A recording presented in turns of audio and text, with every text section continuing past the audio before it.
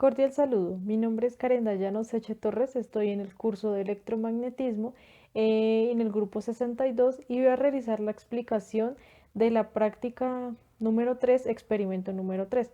Aquí tengo mi documento de identidad para presentar.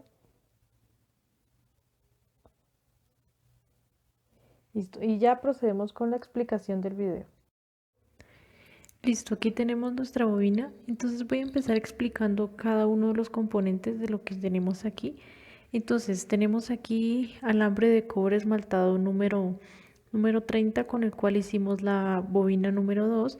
Tenemos aquí el cable esmaltado número 18, el cual nos sirvió para hacer la bobina número 1, la cual va enrollada en la bobina número 2.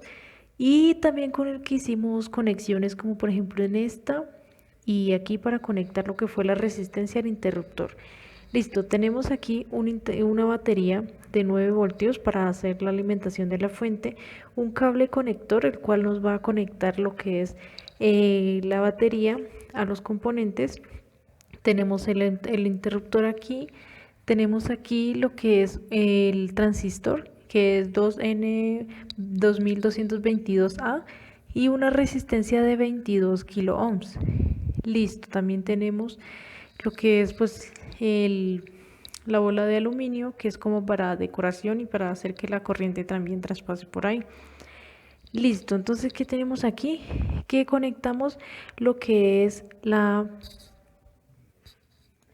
en donde tenemos el transistor que está conectado aquí, la pata del emisor está conectada al negativo de la pila y aquí tenemos que el positivo de la pila está conectado a esta pata del interruptor. Aquí lo que es la base del transistor lo tenemos conectado a la resistencia y también lo tenemos conectado, que aquí para que se alcance a ver, lo tenemos conectado al alambre de la segunda bobina. Listo.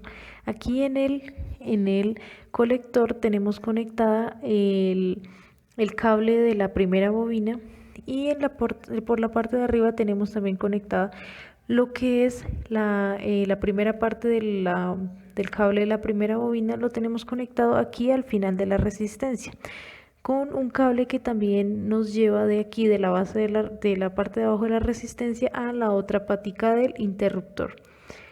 Listo, entonces esos son los componentes. Explicación.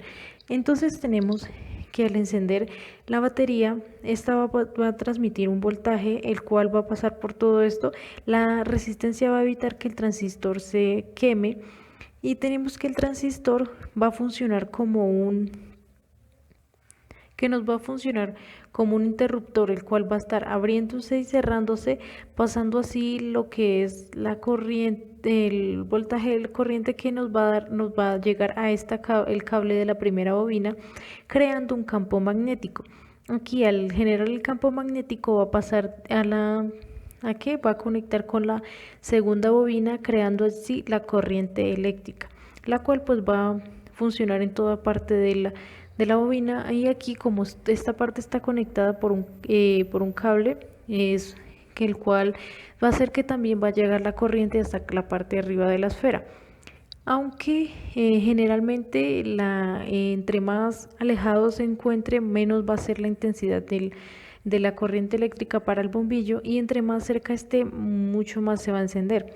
Aquí tenemos el bombillo con el cual voy a realizar la explicación de cómo, voy a mostrar cómo fue que encendió y el paso a paso de cómo se encendió la bombilla y si nuestro trabajo funcionó.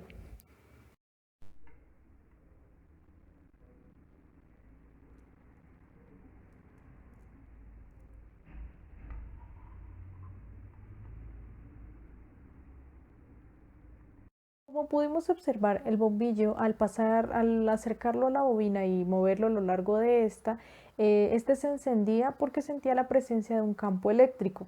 Al acercar el bombillo entre más se acercaba a la base, este se encendía más porque allí es como el punto más fuerte de que se sentía el campo eléctrico. Y al alejar el bombillo este se apagaba porque ya el campo eléctrico era muy bajito. Si digamos la batería hubiera tenido mucho más voltaje, hubiera tenido mucha más capacidad y electricidad, perdón, el campo eléctrico hubiera sido más grande, el bombillo hubiera seguido encendido un poquito más lejos y no tan cerca de lo que fue la bobina. Entonces eso fue todo y muchas gracias.